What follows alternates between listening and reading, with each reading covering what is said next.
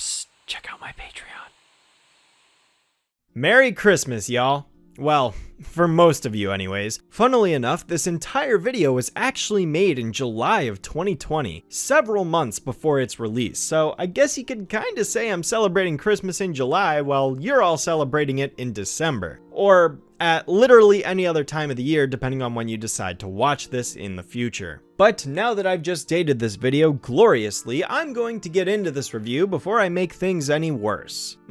Okay, so I acknowledged this previously in my top 5 best and worst episodes of Season 2 video, where I listed that season's holiday special, You're a Good Man Mojo Jojo, as the absolute worst episode of that season. And I still stand by that. Thankfully, however, The Gift is nowhere near as terrible as that pitiful excuse of a holiday special, and it also retcons the whole "we can't say Christmas" thing that the episode had going on. And no, as I did with my Witches Crew review, this will not just dissolve into a comparison between the two specials. I will review this episode as it stands on its own. And simply put, I'm actually excited to review the first ever true Christmas special that the reboot has made. I say true because it's by technicality, since You're a Good Man was a generic tree lighting day episode, and Snow Month was just an episode with snow in it. The Gift, however, is a story about the girls wanting to get an extra special Christmas present for their father, although they run into some complications after things don't pan out the way they had intended. That's the basic synopsis to get things started, so now let's get into the holiday spirit and get this review snowballing, shall we?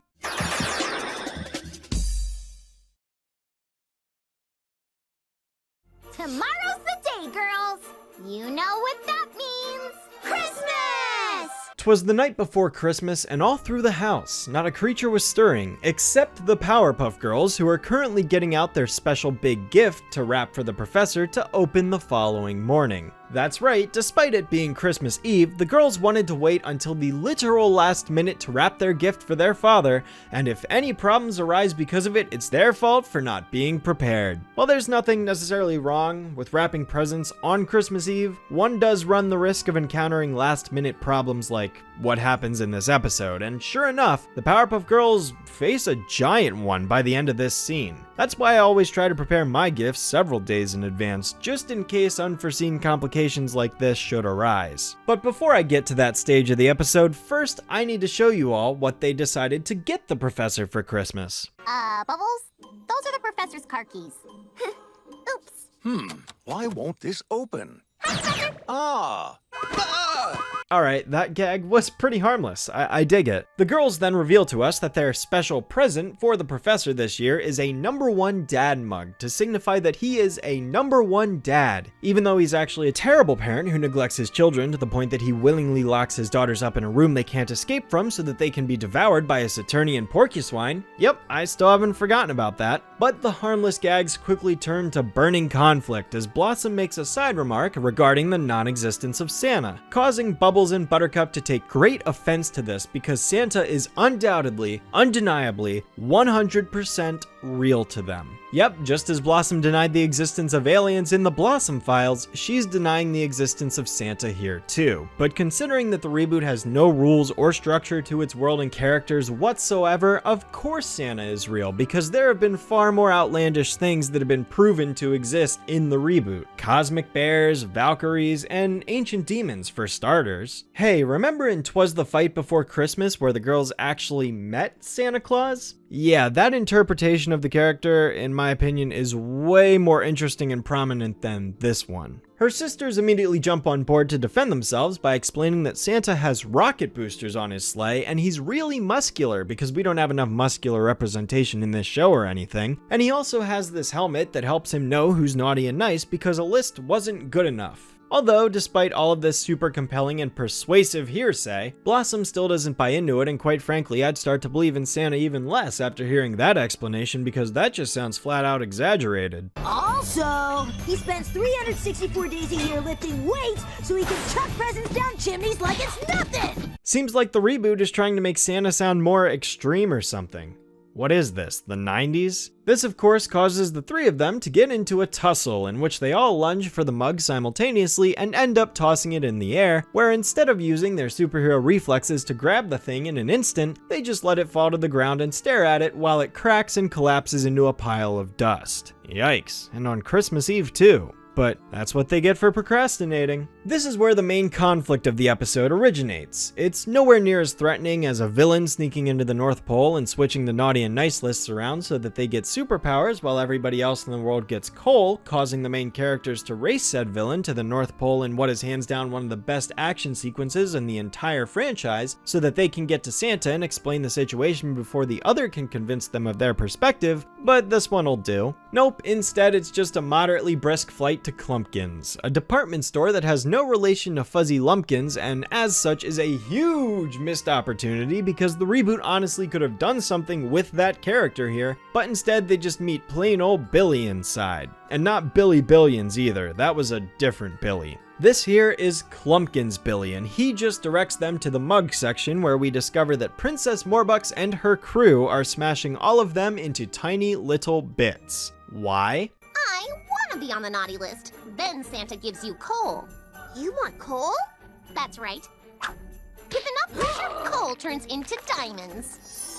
So she canonically still believes in Santa Claus, but not for the principles of being naughty or nice. It's actually because coal can be turned into diamond under the right amount of pressure, as Muscle Woman literally just crushes a piece in the palm of her hand to reveal a pristine, state-of-the-art, perfect diamond. And Jesus, with talent like that, she shouldn't be wasting her time with Princess. She could literally become a one-of-a-kind legend. I mean, wow. Also, you would think that Santa would know about this, and if Princess was benefiting from getting coal, he would give her something else instead, but no, that's an afterthought to this show. Well, anyways, instead of the girls just beating them up and taking one of the mugs, Billy stops them because they're not allowed to attack the other customers. Oh, no, you don't! Hi, Billy. No attacking the customers! Even though they themselves are also customers, whereas the wording of this line of dialogue directly implies that they aren't. That line should have been worded better in the revision stage, if that even existed. But with a lack of success and time running out, the girls rush on over to another Clumpkin store right down the road, where they happen to find only one mug left on the shelf. But just as things are starting to look up for our heroes, Mojo swoops in and smashes it with his drumsticks because he's got some straight fire to spit, yo. I, little drummer Mojo, here to destroy you with my funky beats. Yeah? I hate this show. So despite not being allowed to beat people up in the previous store, Cindy here lets the girls get away with it scot-free and points them in the direction of one more store that they could try to check before it closes at 9 p.m.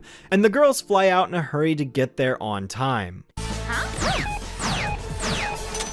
not paying for that. Wow, not even this elderly woman would pay $13 for the Powerpuff Girls. Also, this just in, apparently the combined total of all three of these superheroes have a net value of $13 freaking, so even the show itself is aware of how worthless the reboot Powerpuffs are. Next, we get a montage in which the girls proceed to fly to this final department store only to be stopped by a variety of villains from the reboot's Rogues Gallery. Man-Boy, Pug-Faced Polly, and everybody's favorite clothing-obsessed duo. Now, get ready to be obliterated by our ugly holiday sweater cannon.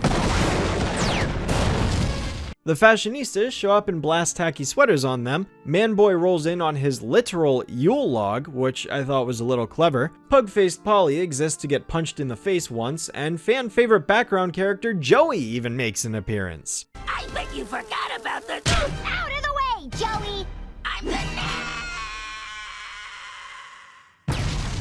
I won't lie, as overdone as the use of montage is in this reboot, I actually quite enjoyed seeing all of these familiar faces show up to come together and attack the girls. I mean, not that the reboot's League of Villains is anything remarkable, but I more so just mean in general. I always love seeing different villains interact with each other, whether cooperatively or against one another, and seeing the Powerpuff Girls just plow through all of these guys makes it feel very much like a Powerpuff Girls sequence should. Clearly, there are more pressing matters to attend to, and what with them being these superpowered children, they should have no problem knocking all of these guys down in one fell swoop. Yet, it seems the reboot forgets these characters should be capable of that the other 95% of the time. As a final note, this is the last time we will ever be seeing the Fashionistas, the Nat, and Pug-Faced Polly in the reboot. Manboy still has one more appearance at the very end of the season, but this is it for the rest of them. Technically, this isn't the final appearance of any of the villains, since both The Fog and Cat Burglar actually aired after The Gift, but since I'm reviewing this episode out of order so that I can time it with the holidays, as far as the episodes I have left to cover go, yeah, this is it. With seconds to spare, the girls arrive at the front step of the department store only for it to shut down and lock up in the blink of an eye, and Steve walks out to witness their dismay. Steve, we only need one thing. We'll be really fast. Well, hey, I have a family too. And you know what? He's right. Steve just had a long day and deserves to spend time with his family after working retail during the holiday season. Mad respect to all of you out there who have had to put up with all of the stress, and customers especially. I know I could never do it. Hence why I would never make fun of anybody who works in such an occupation and instead show them support. And so, with their heads pointed down in defeat, the girls attempt to head home but are stopped by all of the villains at once who have teamed up to defeat them together. And the girls just kind of tell them that they're upset they can't get anything for their dad. I actually like how they're completely oblivious to these villains who are threatening to defeat them, because it's like they know their opponents don't stand a chance. I mean, of course if we actually saw the girls fight these guys, they'd probably lose, because that's what this show always does, but it just feels like something that the Powerpuff Girls would do if they were capable of being competent. And yet, the girls return home after the villains let them go and glue their coffee mug together in hopes that it will be good enough for the professor when he wakes up in the morning, and they head to bed. Well, looks like it worked out after all, because the next morning they wake up and the professor finds a perfectly fine coffee mug waiting for him inside his wrapped gift. This in turn causes Blossom to believe in Santa Claus because, yeah, that was a plotline at one point, and what other logical explanation could this situation have? Well, I'm sure she could come up with something. She was able to do it in the spoon after all.